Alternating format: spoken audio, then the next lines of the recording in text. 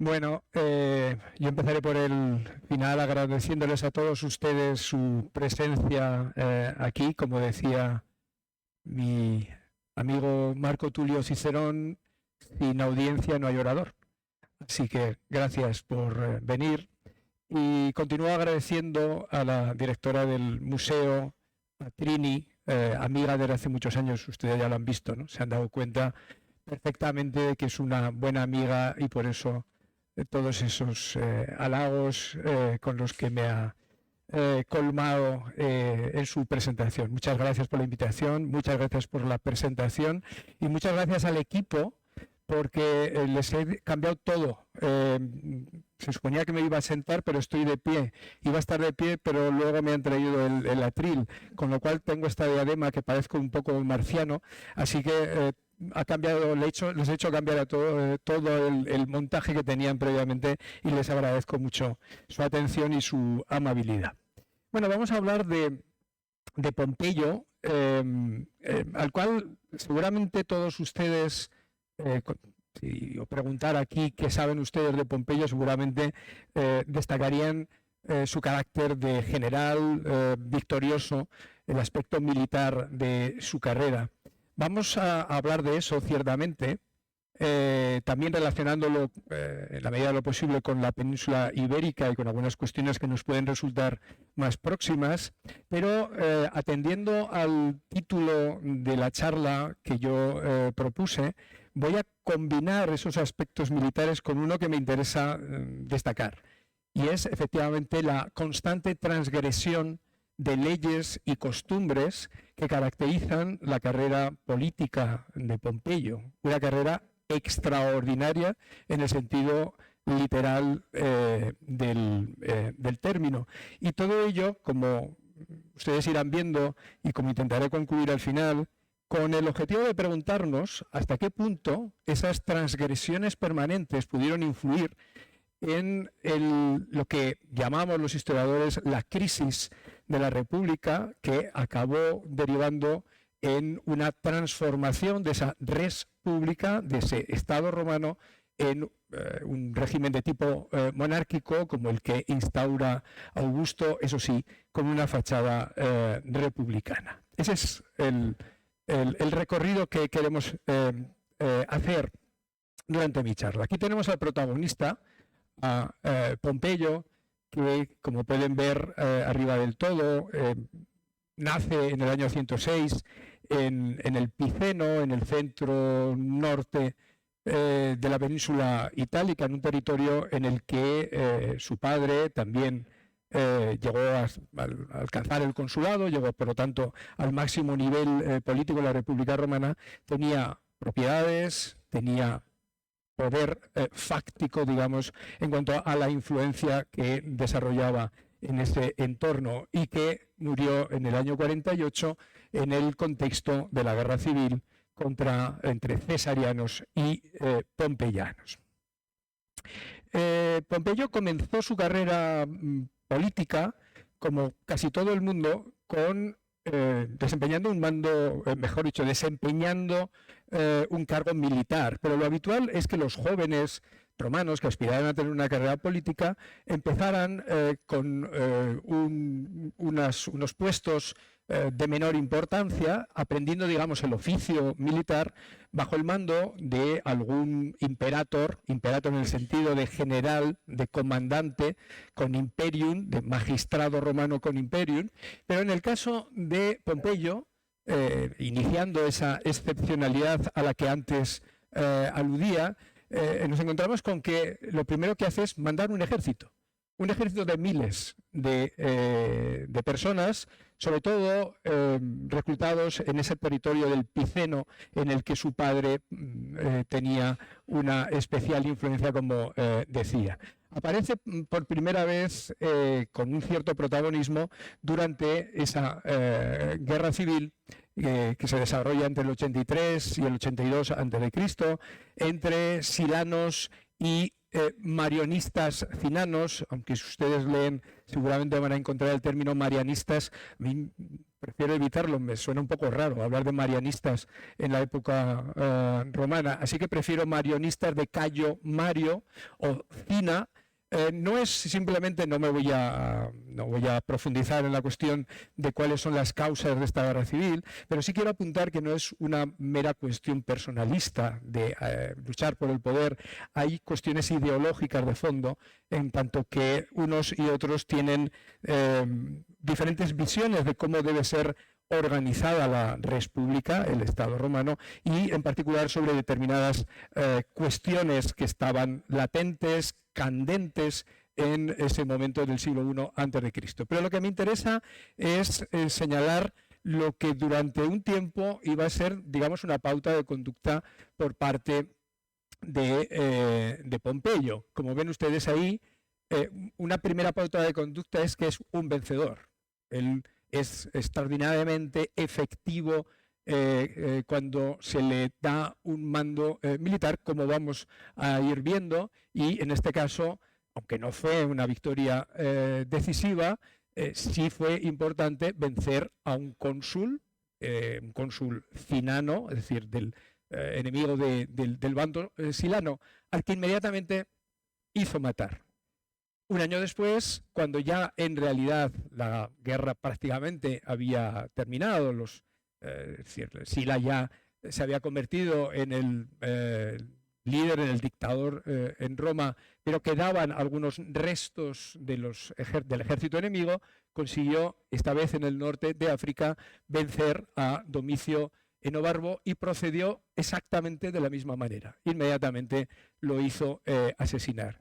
Eso hizo que, como encontramos en algunas fuentes antiguas posteriormente, se le acusara, es una especie de mote que le fue persiguiendo a lo largo de su vida, de adolescentulus carnifex, es decir, el carnicero adolescente aplicado a Pompeyo.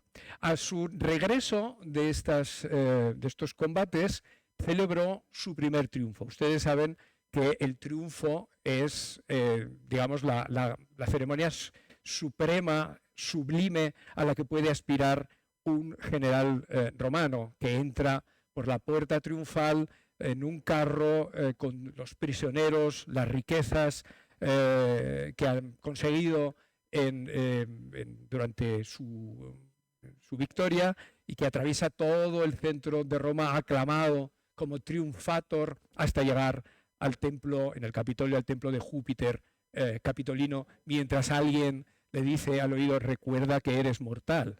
Bueno, pues Pompeyo celebró su triunfo en el año 81 sin poder celebrarlo. Bueno, no he dicho que es extrañísimo que tuviera ya un mando militar oficial, entre comillas, a esas edades y sin haber desempeñado ninguna magistratura.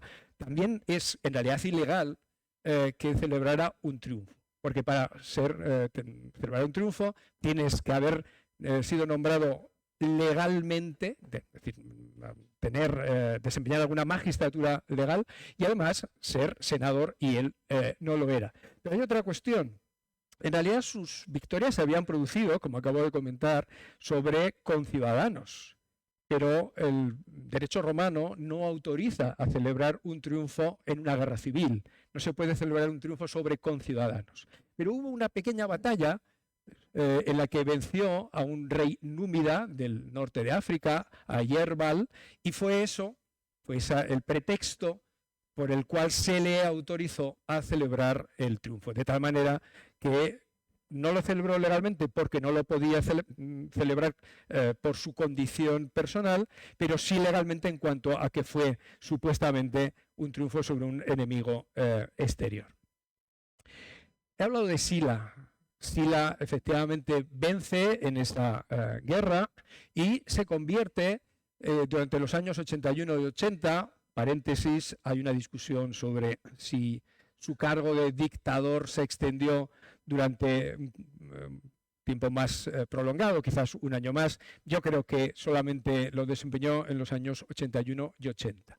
En cualquier caso, recibió en latín ese nombre oficial, que traducido sería dictador para la promulgación de leyes y para la organización del Estado. Y efectivamente, Sila lo que hizo fue, de alguna manera, cambiar la constitución romana, constitución no escrita. Los romanos nunca tuvieron una constitución escrita, y lo que hizo fue modificar algunas magistraturas. Amplió el número de cuestores, el número de pretores, cambió las modalidades de los tribunales especializados en diferentes delitos, convirtió el famoso Tribunado de la Plebe en una vía muerta. El que desempeñaba el Tribunado de la Plebe no podía aspirar a ningún otro cargo político, porque consideraba que los tribunos de la Plebe eran un peligro, o podían algunos de ellos suponer un peligro para la República Romana. Pero si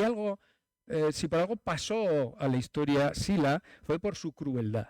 Cuando terminó la guerra civil, él lo dejó muy claro en un discurso al pueblo. Vino a decir: no ha llegado la paz, ha llegado la victoria, y la victoria es mía. Y voy a reprimir, voy a acabar con todos mis enemigos. Y efectivamente es lo que hizo. Declaró un número importante de personas proscritos, lo que llamamos las proscripciones, y todos ellos podían ser legalmente asesinados. Muchos se exiliaron, muchos acabaron muriendo. Hubo denuncias, muchas veces falsas, porque todas las propiedades de esos proscritos pasaban a pertenecer al Estado, en realidad a Sila, y luego eran entregadas a precios irrisorios a los partidarios del dictador. En definitiva, esto iba a marcar los años siguientes, y es importante tenerlo en cuenta para lo que vamos a ver a continuación.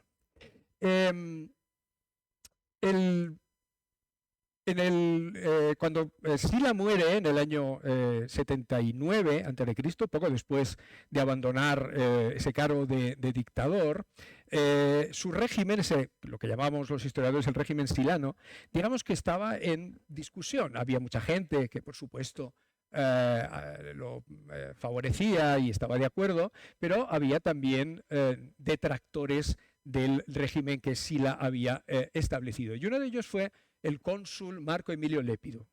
Como ya he venido diciendo, los dos cónsules eran los magistrados supremos cada año al frente de la República Romana. Este Marco Emilio Lépido intenta reformar, volver atrás y cambiar algunas de las reformas que Sila había introducido, pero no consigue su propósito, y finalmente digamos que se declara en rebeldía al frente de su ejército, el ejército que le correspondía como cónsul, se rebela contra el orden establecido.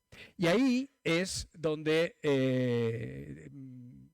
Pompeyo vuelve a intervenir, porque en el año 77, en medio de ese conflicto, Pompeyo es nombrado imperator. Insisto que lo de imperator no debemos traducirlo sin más como emperador, porque nos vamos a confundir con Augusto, Vespasiano, Claudio. No es eso. Imperator es el que tiene imperio, el que tiene mando militar. Pero es un privatus. ¿Qué es un privatus? La traducción literal sería un privado, un particular. Es un particular que recibe un mando militar. De nuevo, un hecho absolutamente excepcional. No ha sido elegido por el pueblo magistrado, sino que es designado por el Senado como imperator. Y de nuevo tenemos su extraordinaria eficacia. Consigue en Mutina, que es una localidad situada en lo que entonces era la Cisalpina, en el Valle del Po, consigue una victoria contra ese legado, un legado que luchaba en el bando de Lépido, y Junio Bruto se rinde sin combatir, viendo la superioridad del ejército pompeyano. ¿Qué es lo que hace Pompeyo? Pompeyo lo lleva a un lugar supuestamente seguro, le promete inmunidad, le dice que volverá a Roma, y al día siguiente manda a un legado propio que lo asesina. Lo de Adulescentulus Carnifex parece que verdaderamente tenía algún peso, ¿no? Tenía alguna razón de ser.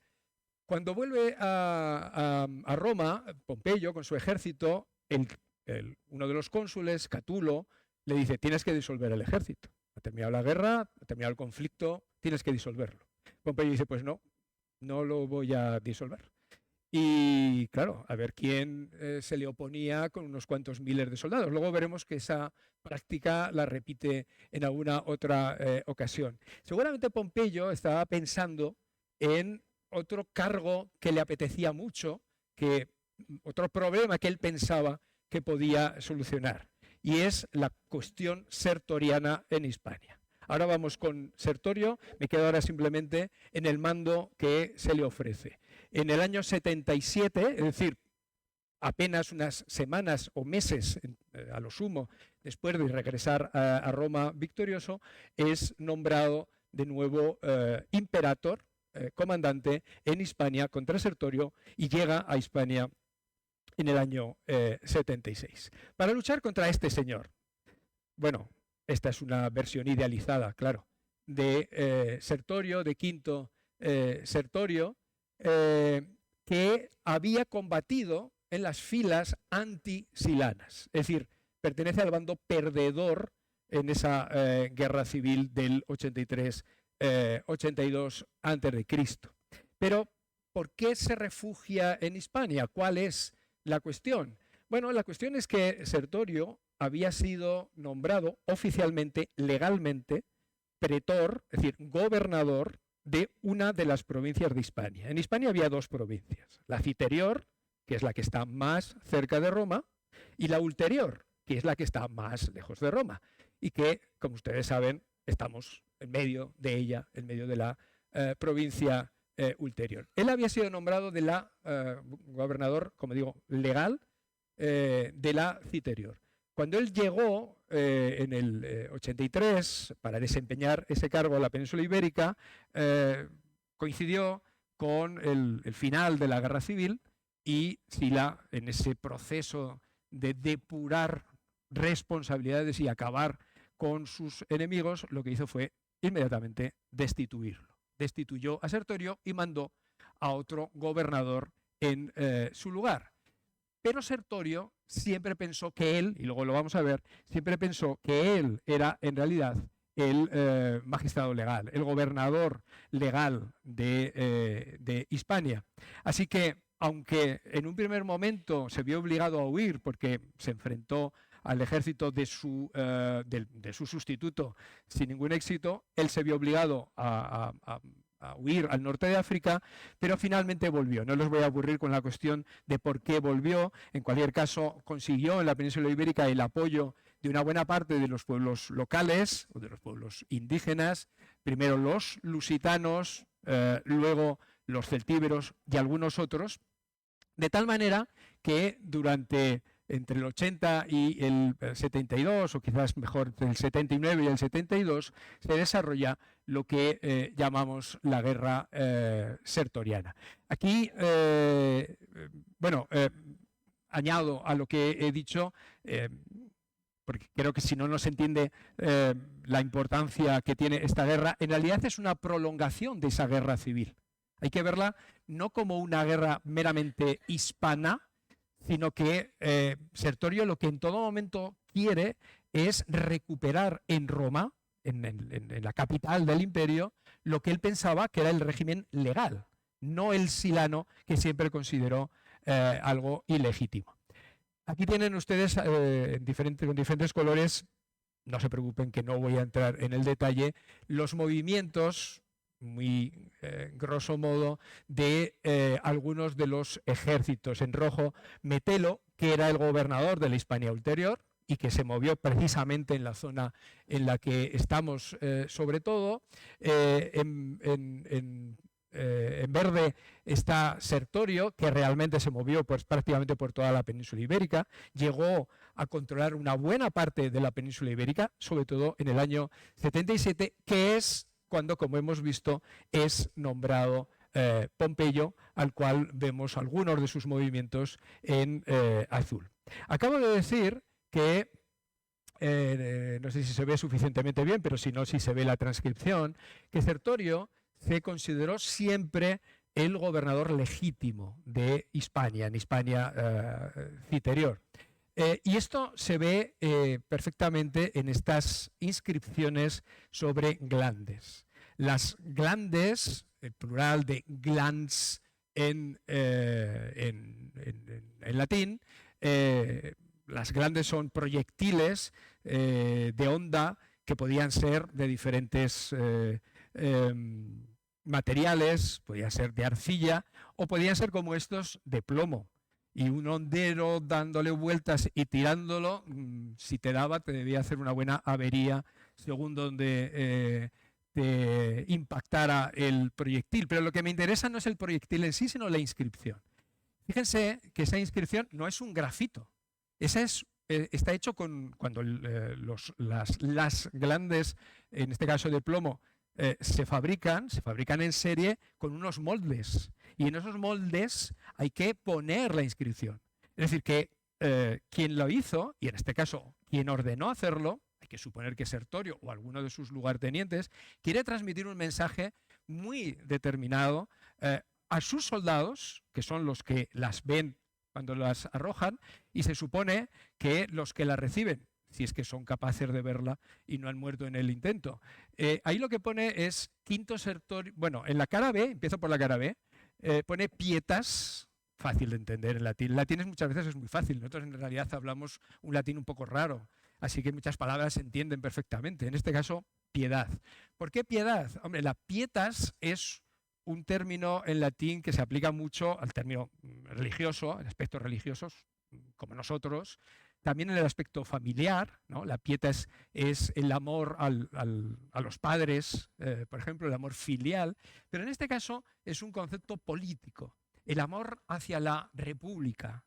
De alguna manera, Sertorio lo que está transmitiendo es su fidelidad a las romanitas, a la romanidad. Él es el auténtico romano, no aquellos que con Sila se han convertido en los señores de Roma. Pero además de eso, lo que me interesa es la cara A. Ahí pone quinto, abreviado la Q, Sertorius procónsul. Procónsul es el cargo que indicaba que él era el gobernador de Hispania. Es decir, ese es el mensaje que él quiere transmitir, como ya vengo diciendo. Yo soy el auténtico procónsul, yo soy el auténtico gobernador. Y eso lo transmitió a lo largo de las diferentes campañas y lo tenemos en otras glandes que se han encontrado en diferentes lugares de la península ibérica. Pero volvamos a Pompeyo. Pompeyo, cuando llega en el 77 a la península ibérica, a Hispania, como he dicho antes, es un privatus, es un particular con poder proconsular. De nuevo, es un hecho extraordinario. Es algo que no había ocurrido hasta ese momento. Pero hay más cosas extraordinarias. Tiene un mando plurianual. Las magistraturas en Roma eran anuales. Cada año se renovaban los diferentes magistrados, los cónsules, los pretores, los cuestores, los ediles. Su cargo solo duraba un año. Pero los romanos eran gente muy pragmática. Digamos que eran marxistas, pero marxistas no de Carlos Marx, sino de Groucho Marx. Tenían unos principios, pero si no te gustaban tenían otros. Entonces ellos iban, con su pragmatismo, iban cambiando, iban modificando sus magistraturas y claro, llegó un momento cuando fueron conquistando todo el Mediterráneo que se dieron cuenta de que no podían ir aumentando el número de magistrados año a año constantemente. Al final llevan a elegir 200 magistrados, eso no podía ser. Entonces se inventaron los pro-magistrados, es decir, los que hacían las veces de. Hemos visto antes a Sertorio siendo procónsul, no era cónsul, era procónsul, es decir, alguien que hacía las veces de cónsul pero que no lo era. Pero en cualquier caso, esos cargos, incluso las promagistraturas, se renovaban año a año y dependían del Senado, que era el gran órgano aristocrático de la República Romana. Bueno, pues nos encontramos por primera vez a un individuo que es elegido, que es nombrado, un particular con cargo militar, nombrado para 3 años, no un solo año. No solo eso, sino que luego su cargo fue renovado para otros 3 entre el 74 y el 71. En la práctica, como ven ustedes ahí, eso significaba que el Senado decía, bueno, durante 3 años, que luego fueron 6, el gobernador de Hispania Citerior es Pompeyo. No vamos a elegir a nadie nuevo, no vamos a designar a nadie nuevo. De nuevo, una cuestión absolutamente extraordinaria. ¿Qué es lo que hizo Pompeyo? Bueno, lo que hizo Pompeyo de nuevo es vencer, claro, es lo que estamos viendo y vamos a seguir viendo hasta casi el final en el caso de Pompeyo. Aunque tuvo al principio algunas, digamos, escaramuzas, combates en los que no logró su propósito de vencer a las tropas sertorianas, poco a poco se fue adueñando de la situación hasta que finalmente logró en el 72 la victoria contra Sertorio, que fue asesinado por uno de sus lugartenientes, quien a su vez naturalmente fue asesinado por Pompeyo. Claro, no había que dejar huellas del crimen, ya saben ustedes lo de Roma no paga traidores. Pero lo que me interesa es cuál fue la repercusión de la presencia de Pompeyo en la península ibérica. Una de ellas fue la construcción de 1 o 2 trofeos. Sabemos por las fuentes antiguas que Pompeyo, antes de regresar a Italia, construyó tropaea en los Pirineos. Tropaea. Tropaea puede entenderse como singular o puede entenderse como plural. Sabemos con seguridad que en la parte oriental construyó, ahora lo vamos a ver, un trofeo en la zona de Panissars. Panissars es la Junquera, la Jonquera entre Cataluña, entre España y Francia, está exactamente en la frontera, tan exactamente en la frontera que cuando se descubrió la mitad del yacimiento estaba en Francia y la otra mitad en España, con lo cual fue excavado por arqueólogos, por colegas franceses y españoles. Pero mi propuesta es que tal vez construyó en el otro extremo del Pirineo otro trofeo, eso que ven ahí como Urkulu, ahora lo vamos a ver en imagen, que está también exactamente en la frontera, exactamente en la muga, que es el término que se utiliza en Navarra, exactamente en la frontera entre Francia y España, y sin duda esos dos trofeos marcaban la frontera entre la Galia e Hispania en la antigüedad. ¿Por qué pudo ser una construcción pompeyana? Bueno, ahí vemos Pompelo, ahora hablamos un poco de ello, es decir, Pamplona, que es una fundación de Pompeyo, y vemos al otro lado de los Pirineos, en lo que hoy es Francia, en la Galia, Lugdunum Convenarum, Lugdunum Convenae. Lugdunum es una ciudad también fundada por Pompeyo. Si uno quiere ir de Pompelo a Lugdunum, atravesando los Pirineos, tiene que ir por ahí, tiene que ir por donde está Urkulu. Es decir, tiene sentido que Pompeyo hiciera construir un trofeo allí como, digamos, como símbolo de la aprehensión de los Pirineos en la parte oriental y en la parte occidental. Probablemente en ese momento quizás no habían llegado todavía hasta el extremo occidental de los Pirineos. Esto es Urkulu. Urkulu es lo que se ve y ha sido interpretado como un trofeo. Lo es o no lo es. Ha habido excavaciones y en ellas ha aparecido un martillo romano, no hay más. No, aparte que excavar ahí hace mucho frío, se lo aseguro, está muy alto y es complicado. Bueno, pues no había más que eso. Y un martillo romano pues no es precisamente como las fíbulas, no es cerámica, no se puede decir esto debe ser de tal época. Un martillo romano no tiene una tipología precisamente, bueno, como nuestros martillos, ¿no? Pueden pasar siglos y los martillos seguirán siendo más o menos lo mismo. Así que no hay una cronología precisa. Debo decir, en mi perjuicio, que normalmente los excavadores, colegas arqueólogos, más bien lo han datado en la época de Augusto, pero no por cuestiones, ya digo, arqueológicas, porque eso no hay restos suficientes. Lo que sí debo decir, porque hay por ahí un vídeo circulando de una persona que tiene una cierta popularidad, digamos, en cuestiones de ingeniería romana, que dice que es imposible que esto sea un trofeo, porque ¿quién lo iba a ver? Allí en lo alto, ¿quién lo ve? Bueno, que en eso sí que disiento totalmente. Podemos discutir la cronología, incluso podemos discutir si es un trofeo, pero desde luego que se veía, eso seguro, porque por ahí no solo pasaba la vía romana justo debajo del trofeo, sino que por ahí pasaba y sigue pasando el Camino de Santiago. Así que durante siglos la gente que atravesaba los Pirineos lo veía ahí arriba, sea lo que fuera, sea lo que fuere, y desde la época que fuere, pero se veía. Bueno, en cualquier caso, esa es una propuesta que yo les planteo, y esto sí que parece seguro que es un trofeo pompeyano, como decía el de Panissars, la Junquera, justo en la frontera. Esto es lo que se excavó, que visto así me dirán ustedes, hombre, pues tampoco llama mucho la atención, cosas como estas las tenemos mucho más majas aquí en Emérita, en Mérida. Pues tienen ustedes razón. Ahora, si ya lo hemos reconstruido, idealmente la cosa cambia.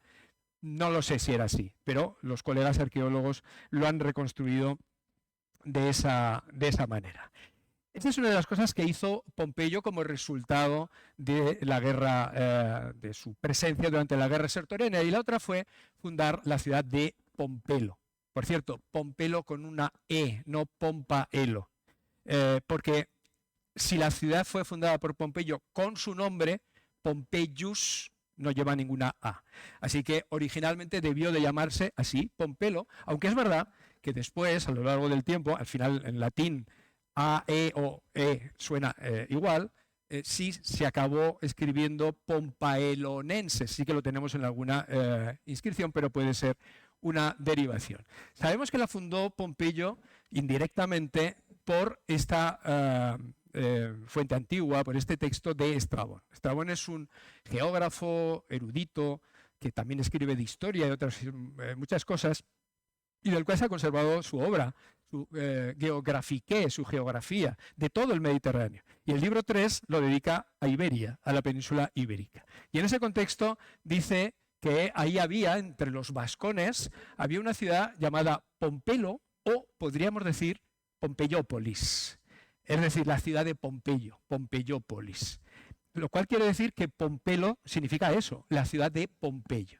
Los, en este caso, colegas filólogos y paleohispanistas piensan que Ilun sería el sufijo de esa que derivaría en Pompelo y significaría ciudad. Ilun, Irún, Iruña es lo mismo, ciudad. Iruña, Pamplona, en vasco, en vascuence es Iruña. Irún es lo mismo, es la ciudad. Junto a Vitoria hay una ciudad antigua que se llama Iruña. Todos son ciudades. Así que probablemente Pompeilun o Pompeilun en la ciudad de Pompeyo. Y aquí tienen ustedes Pamplona, como todas las ciudades, como Mérida, como Zaragoza, de donde yo vengo, tienen las ciudades que se han mantenido vivas desde la antigüedad hasta nuestros días. Tienen el problema de que no se puede levantar todo el caserío para ver si sabemos qué edificios había, ¿no? Y lo mismo pasa con Pompelo, Pamplona, pero ahí ven ustedes algunos edificios públicos que se han podido identificar. Volvemos al recorrido histórico cronológico de la biografía de Pompeyo. Hemos vencido a Sertorio, hemos hecho construir unos trofeos, hemos creado una ciudad en Hispania y otra en la Galia, y Pompeyo vuelve a Roma, vuelve a Italia, vuelve a Roma, y ya de paso que vuelve y se encuentra con los restos de Espartaco y sus esclavos, dice, bueno, pues ya que pasó por aquí, acabo con ellos. Y efectivamente, él lo ensalza mucho como una gran victoria. Probablemente la revuelta de Espartaco ya estaba finiquitada, pero en cualquier caso él se hace también responsable, digamos, de esa victoria. Y cuando llega a Roma, dice, vamos a ver, quiero dos cosas. Quiero celebrar un triunfo, eso en primer lugar, porque vengo de Hispania, he vencido y acabo de ganar a los esclavos. Y lo segundo, quiero que me dejéis presentarme, esto se lo dice a los senadores, que me dejéis presentarme al consulado para el año 70, para el año siguiente.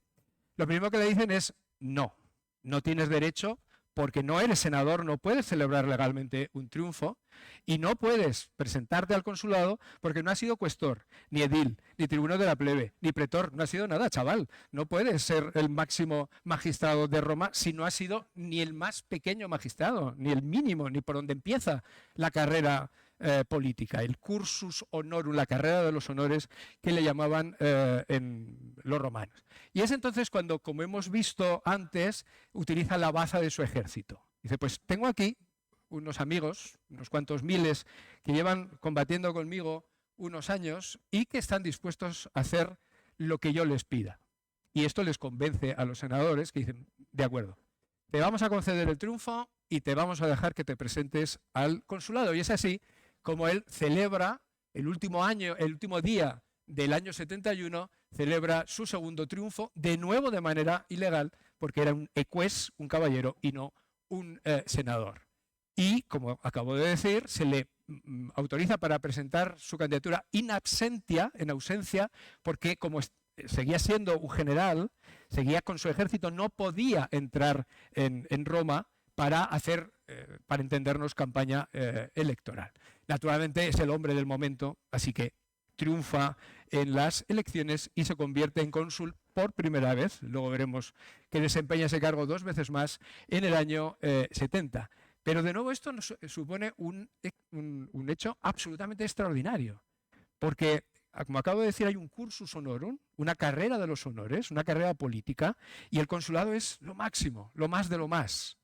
Y él entra directamente en el Senado como consularis, como consular, que es, digamos, el estatus máximo dentro del Senado. Pero él no había estado nunca en el Senado, no tenía ni idea en realidad cómo funcionaba, hasta el punto de que su amigo Varrón, que probablemente les suena, Varrón, que escribe sobre historia de Roma, que escribe sobre religión en la época arcaica, que escribe sobre agronomía incluso, le escribe un manualito, desgraciadamente no se ha conservado, nos vendría muy bien para saber cómo funcionaba el Senado, un manualito a su amigo Pompeyo para decirle cómo se desarrollaban las sesiones senatoriales. Hay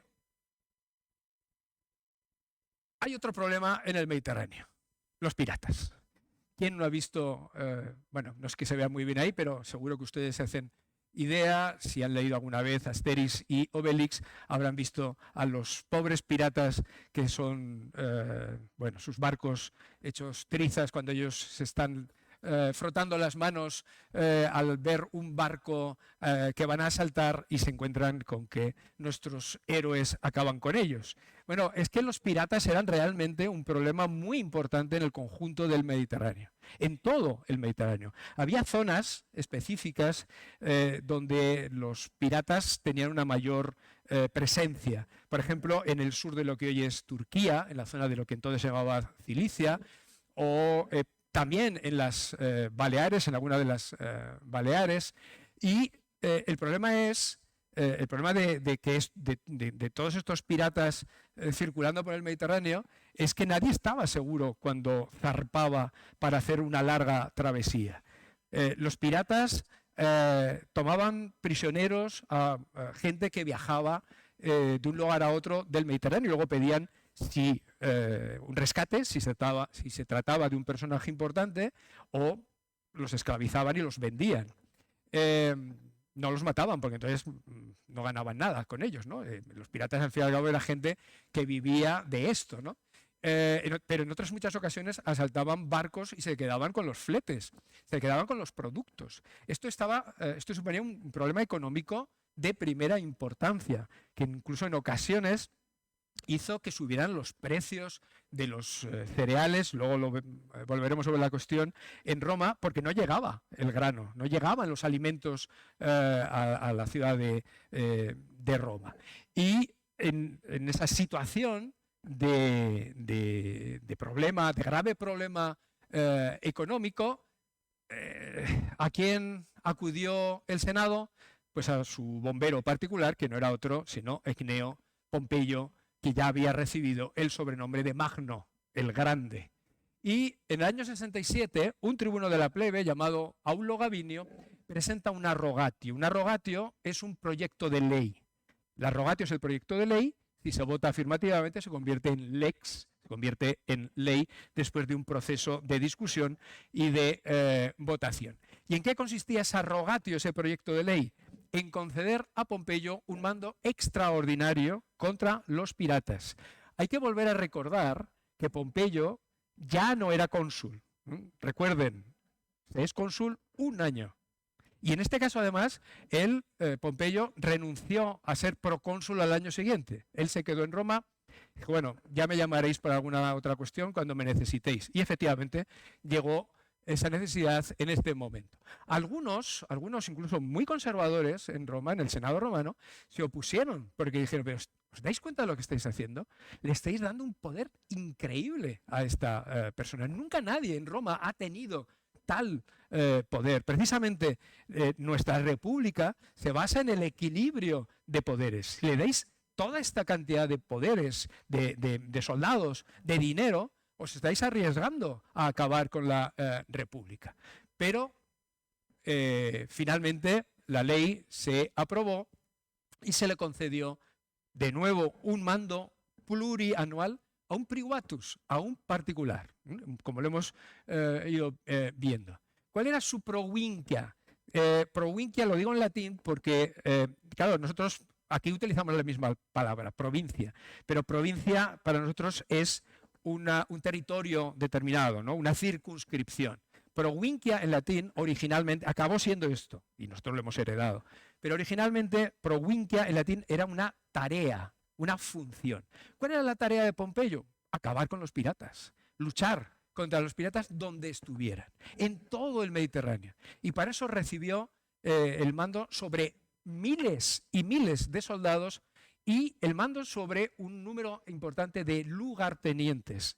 Es decir, esto prefigura un poco lo que luego fue el poder de los emperadores, quiero decir, de Augusto, de Tiberio, etcétera, etcétera, ¿no? Él podía intervenir en cualquier lugar del Mediterráneo e incluso penetrar en cualquier territorio hasta 50 millas, lo cual chocaba con el poder que tenían otros gobernadores. Como pone ahí, no había precedentes para este mando. Pero de nuevo, Pompeyo Magno triunfó, venció enseguida. En unos meses consiguió arrinconar a los piratas y devolver transitoriamente la paz y la tranquilidad al Mediterráneo. Digo transitoriamente porque sin duda no acabó definitivamente con el problema, pero sí consiguió acallarlo durante un cierto tiempo.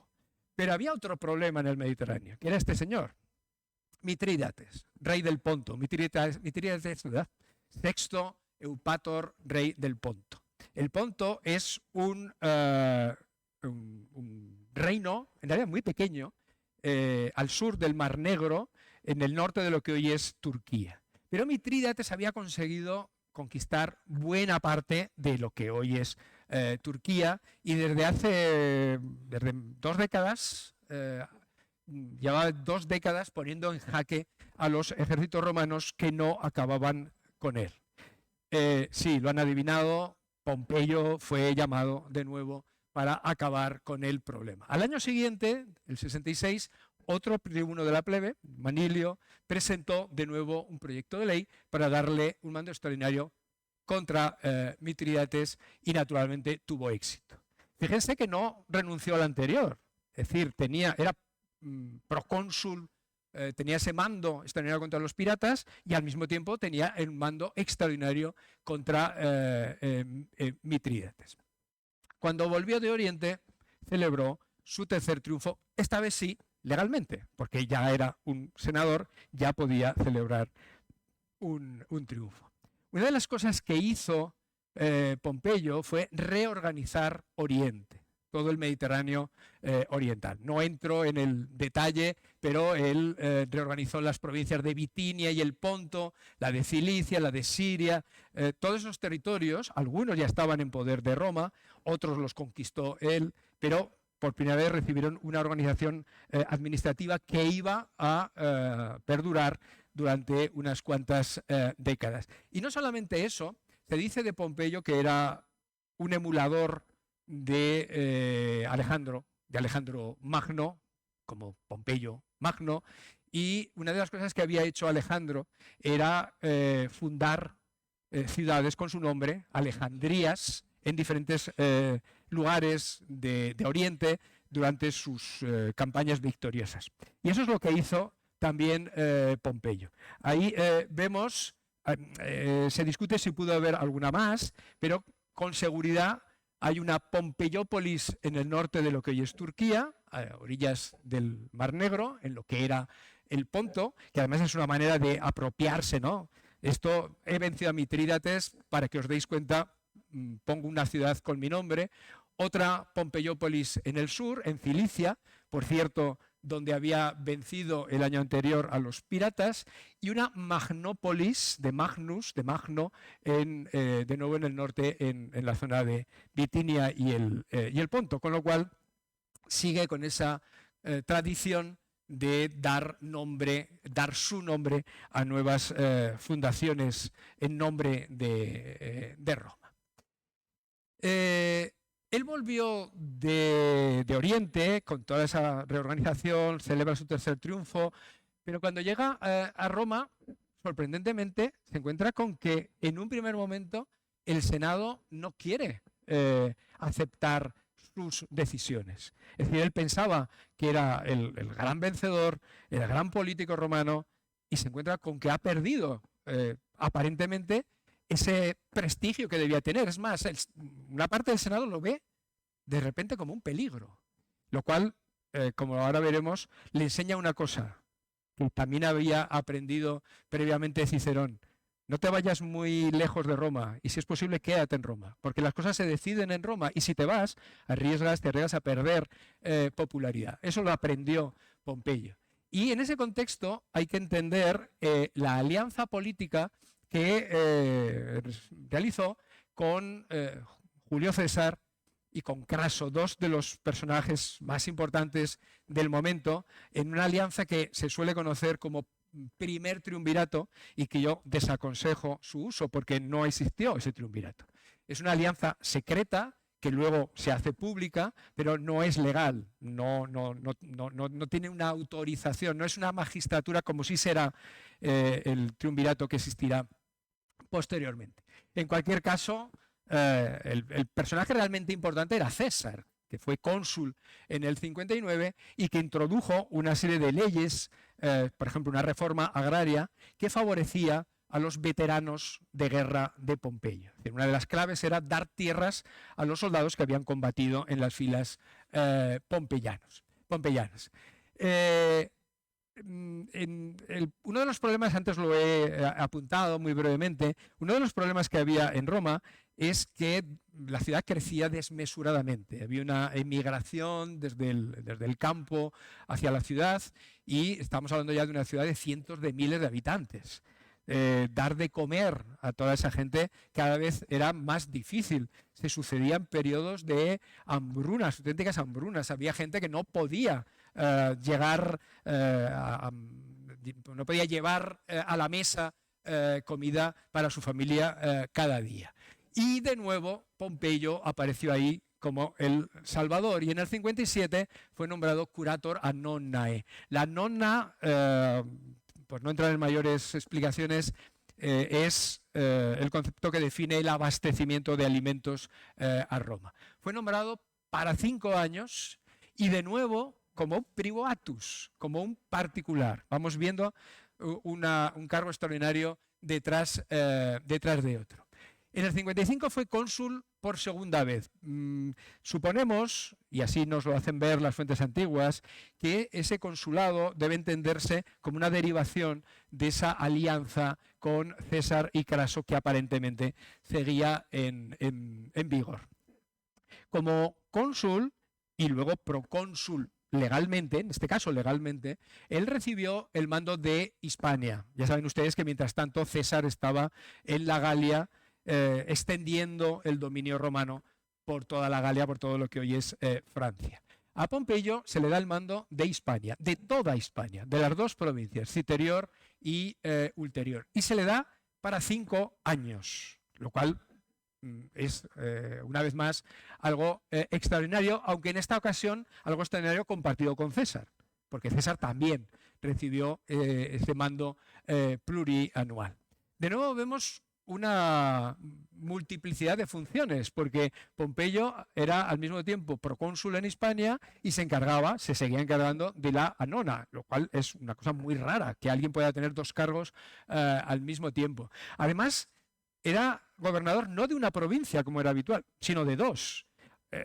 Hombre, gobernadores de toda Hispania conocemos alguna vez, pero son totalmente excepcionales. Pero lo que verdaderamente es extraordinario es que Pompeyo no se movió de Roma. Hasta ese momento, todos los gobernadores provinciales iban a sus provincias, estaban en sus provincias, se movían por ellas, emitían justicia, etcétera, etcétera. Pompeyo no. Como he dicho antes, aprendió la lección y se quedó en Roma. Y lo que hizo fue gobernar con un mando a distancia, a partir de legados, como después haría Augusto con la reforma provincial que él introdujo.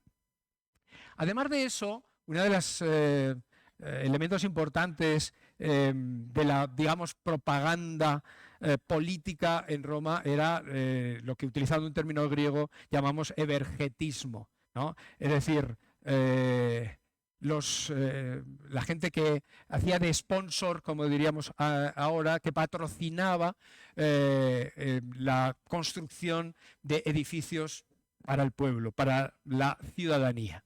Bueno, este es el Gran Teatro de Pompeyo, que se inaugura en el año 55, siendo el cónsul. No es una casualidad, claro. Y que, paradójicamente, luego sirvió de escenario para el asesinato de César en el año 44, porque la curia estaba en reconstrucción en lugar de reunión del Senado, y César fue asesinado delante precisamente de la estatua de Pompeyo. Bueno, es un enorme edificio, aquí se ve un poco incluido en la red de calles de Roma, aunque la foto es muy mala. Se ve la enorme dimensión, la maqueta. Hay que pensar que es el primer teatro en piedra, el primer teatro permanente construido en la historia de Roma. No es que los romanos no tuvieran representaciones teatrales, llevaban siglos teniendo representaciones teatrales, pero siempre en teatros construidos ad hoc para esas representaciones. Y luego, una vez que esos juegos acababan, pues se desmontaba el teatro. Este es el primero que se construye en piedra y luego se construirán otros. Todavía hoy, si ustedes van por Roma, en la zona cercana al campo dei Fiori, en toda esa zona central, por Largo Argentina y demás, hay calles que siguen la cavea, que siguen el recorrido de lo que era el teatro romano, el teatro de Pompeyo. Y llegando casi al final de este recorrido biográfico, que no todavía, si me lo permiten, de mi charla, el año 52 es un año que significa un auténtico punto de inflexión. No solo, no tanto en la biografía de Pompeyo, como incluso podríamos decir en la historia de la Roma republicana. No sé si a ustedes les suena Publio Clodio. Clodio es el gran adversario político de Cicerón. Cuando Cicerón habla de Clodio, le sale todo tipo de espumarajos y de insultos. Todo lo peor que podía ser un individuo lo tenía Clodio, según Cicerón. El problema es que, claro, no tenemos la versión de Clodio, desgraciadamente, para poder contrastar. Clodio es asesinado al comienzo, en enero del año 52. Clodio, diga lo que diga Cicerón, era un señor muy popular. Y su asesinato provoca una movilización popular como pocas veces se había visto en la historia de Roma. Casi ni siquiera cuando los hermanos Graco fueron también asesinados. Se pide justicia, se pide que quien se creía que había impulsado el asesinato sea juzgado. Cuando el cadáver de Clodio es llevado al centro de Roma, al foro, sus seguidores lo meten en la curia, lo meten en el lugar donde se reunía el Senado y convierten el Senado en una gran pira funeraria. Toda la curia es quemada. Por eso he dicho antes que cuando asesinan a César, la curia estaba todavía reconstruyéndose. En ese ambiente, Pompeyo, el nombre de Pompeyo vuelve a aparecer una y otra vez en el Senado. Lo hacemos dictador, lo convertimos en dictador. Hay que acabar con todo esto. Pero dictador es un término peligroso, porque resuena todavía la crueldad de Sila, al que hemos visto antes. Así que a alguien se le ocurre en el Senado una idea genial. Bueno, vamos a convertirlo en cónsul sine collega, en cónsul único, con los mismos poderes que un dictador, pero no lo llamamos dictador. Y efectivamente, fue designado, no elegido, sino designado cónsul sine collega. La primera vez en la historia de Roma. Desde que termina la monarquía en Roma, nunca había habido un solo cónsul, siempre había habido dos cónsules. Como ven ahí, se rompe primero el principio de elección popular. El pueblo no lo elige, el Senado lo designa. Se rompe el principio de colegialidad. Todas las magistraturas forman un collegium, un colegio, precisamente para que haya un equilibrio dentro de las magistraturas, ¿no? Para que puedan uno oponerse al otro. Aquí no. Pompeyo tiene todo el poder. Y además de esto, supone otra ilegalidad, otra irregularidad, porque según precisamente las leyes de Sila, a quien había apoyado Pompeyo, solo se podía ser cónsul transcurridos, por segunda o por tercera vez, transcurridos 10 años. Y acabamos de ver que Pompeyo había sido cónsul en el 55. Así que irregularidad, una irregularidad detrás de otra.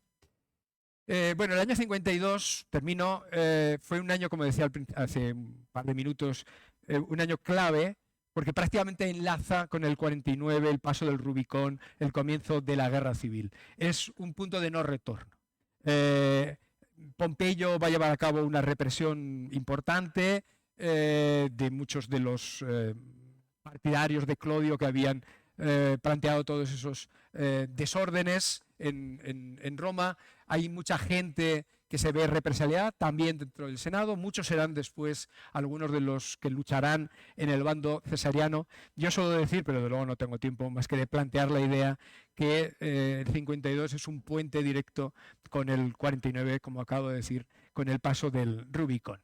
Bueno, esta es una especie de resumen de todas las irregularidades que le he señalado en azul que Pompeyo comete a lo largo de toda su vida. Celebración de triunfos que no le corresponden, ejecuciones sumarias sin juicio previo, incumplir las leyes de los relativas a los magistrados, mandos extraordinarios con poder militar plurianuales y además a un particular. La acumulación de poderes en el 55, en el 52, tener un mando provincial pero no ir a la provincia. Todas estas irregularidades, que no ilegalidades, porque todo lo que he dicho, recuerdo una charla en un momento dado y un colega cuando terminó me dijo: se equivoca usted. No son ilegalidades. Pompeyo nunca hizo nada ilegal. Y en el fondo tenía razón. Porque todas esas irregularidades, todas esas ilegalidades, que lo eran, fueron legalizadas. Fueron legitimadas una y otra vez, o bien por el Senado, o bien incluso a través del pueblo, a través de votaciones en los comicios. De tal manera que, estrictamente hablando, no se puede hablar de una carrera ilegal.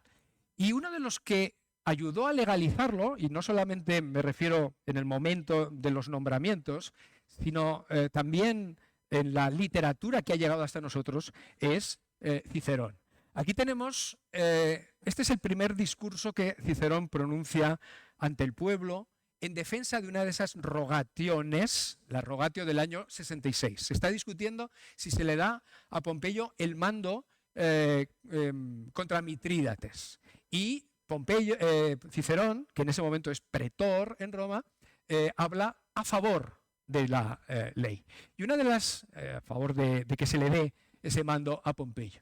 Y una de las, aquí tienen una lista que no voy a leer, pero me interesa la conclusión. Dice, todas las novedades que pueden ser recordadas haber sucedido a todos los hombres no son tantas como las que se le han concedido a este solo hombre. Solo un hombre, Pompeyo, ha tenido más irregularidades que todos los hombres juntos en Roma. Claro, ante este argumento uno pensaría, ahora es cuando viene que Cicerón dice, me opongo, estoy en contra, esto es ilegal.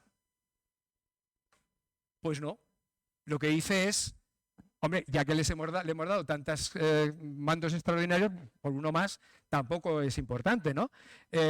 Ya les he dicho antes lo de Groucho Marx y los romanos y su pragmatismo. Bueno, este es un buen ejemplo. Pero, claro, detrás de este tipo de nombramientos y de esta defensa ciceroniana, lo que hay es una manera de entender la República, una manera de entender la res pública, que se resume en esa frase latina que pertenece a Cicerón, salus populi suprema lex esto, que la salvación del pueblo se convierta en la ley suprema. ¿Esto qué quiere decir? Que debe prevalecer lo que él llama una ley natural y que está sintetizada en esta frase en rojo. Esto corresponde al discurso a favor de Milón. Milón fue juzgado por el asesinato de Clodio, precisamente, y Cicerón lo defendió. En este caso sin éxito, no tuvo éxito como era habitual en Cicerón, pero la defensa se basa en esto. Dice, si nuestra vida está en peligro, cualquier medio para lograr nuestra salvación es legítimo.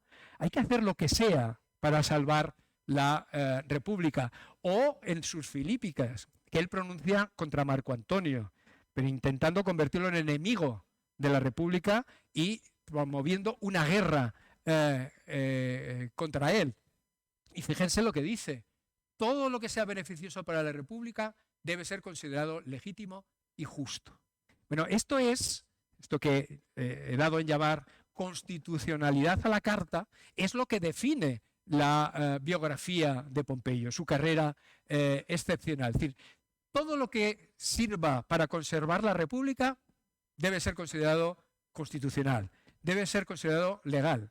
Pero claro, ¿y quién decide qué es beneficioso?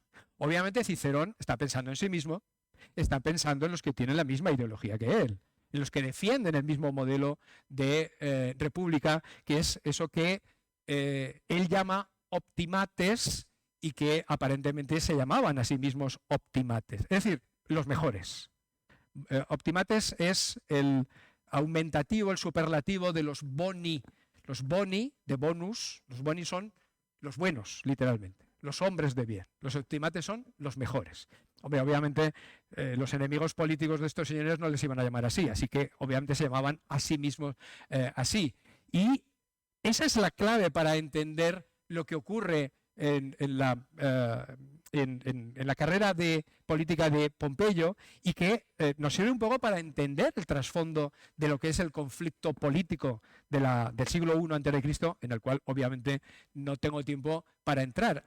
Es una consciente elección ideológica. Es decir, cuando la mayoría senatorial tiene un problema, acude a Pompeyo. Y lo que hace es legitimar todo lo que hace Pompeyo porque se considera que él es el que defiende los fundamentos de la República Romana. Pero claro,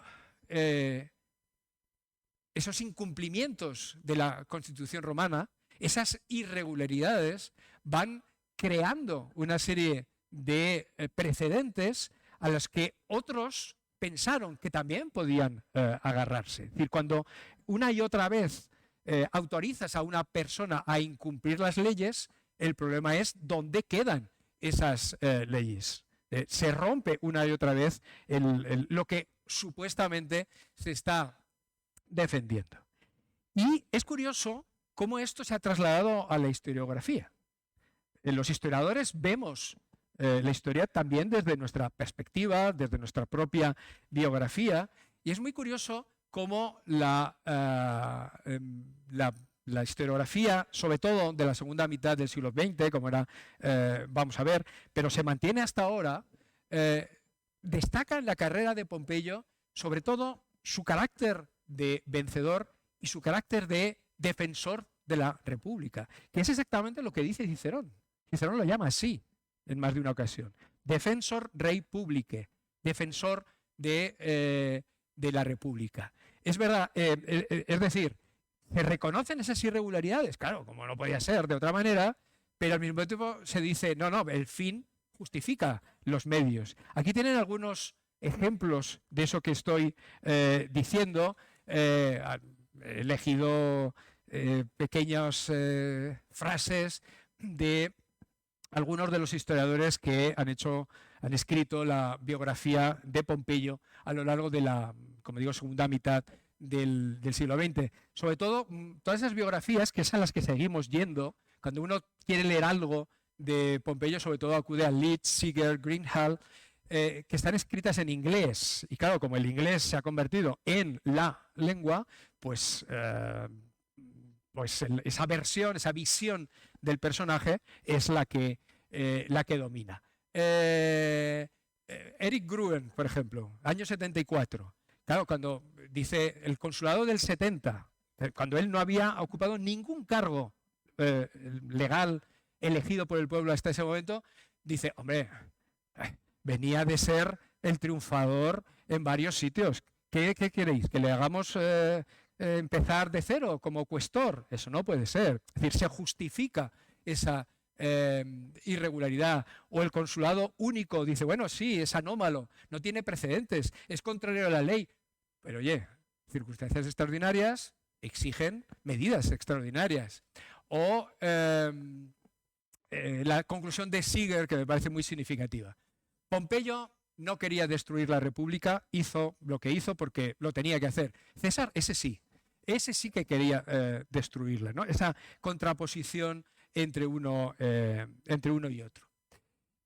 Pero llegando al final ya, es inevitable ver a Pompeyo como un personaje, en mi opinión, que hace tambalearse los fundamentos legales de la República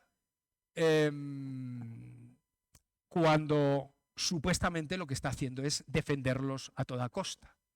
Y claro, no me corresponde a mí hablar de César, porque hay un estupendo colega que va a hablar dentro de 2 semanas, me parece, o no sé cuándo es, sobre César, ¿no? Pero claro, César en el 49, mejor dicho, en el 50 para el 49, dice, han pasado 10 años desde que fui cónsul en el 59. Soy el gran vencedor en la Galia, he conquistado el territorio. Han pasado 10 años y por lo tanto tengo derecho a presentarme al consulado para el 49. Y os pido hacerlo in absentia, ese término que antes hemos visto, en ausencia. No voy a ceder mi mando militar hasta que me elijan cónsul, si es que me eligen. Y el Senado les dice, no, eso es ilegal. Y claro, César dice, ¿cómo? Es decir, ¿me estás diciendo a mí que es ilegal lo que le has permitido hacer a este señor una y otra vez? Y esto es lo que dice Velleio Paterculo. Velleio Paterculo escribe en la época de Tiberio y lo dice muy claramente. No es que sea un Velleio Paterculo precisamente antipompeyano, no lo es, ni tampoco es un pro-cesariano. Pero claro, lo que dice es que es tan habitual que los seres humanos pasen por alto cualquier irregularidad por su parte, pero no hagan ninguna concesión a los demás, que es en definitiva lo que hizo Pompeyo. Pompeyo hizo todo lo posible para que César no pudiera presentarse al consulado, para que no fuera cónsul, a pesar de que a él se le había permitido todo tipo de irregularidades. Y César, finalmente, en aras de su dignidad, dice, cruza el Rubicón y se inicia la guerra civil, que acabará con César como cónsul y luego dictador en Roma, con Pompeyo huyendo de Roma en una decisión estratégica claramente errónea, con una parte del Senado, con una parte de los magistrados de ese año, va a Grecia, donde acabará enfrentándose con las tropas cesarianas en la famosa batalla de Farsalia, y donde Pompeyo acabará huyendo, sus tropas son derrotadas, él huye con unos pocos hombres, se va a Egipto y en Egipto, según viene, uno de los candidatos al trono egipcio lo asesina, de tal manera que cuando César llega allí persiguiendo a Pompeyo, se encuentra con que ya el trabajo ha sido hecho. Pero ya que está ahí, se queda y tiene, como ustedes saben, un affair con Cleopatra, que probablemente es el affair más conocido del mundo antiguo. En definitiva, Pompeyo fue ante todo un transgresor. Fue un general victorioso. Fue un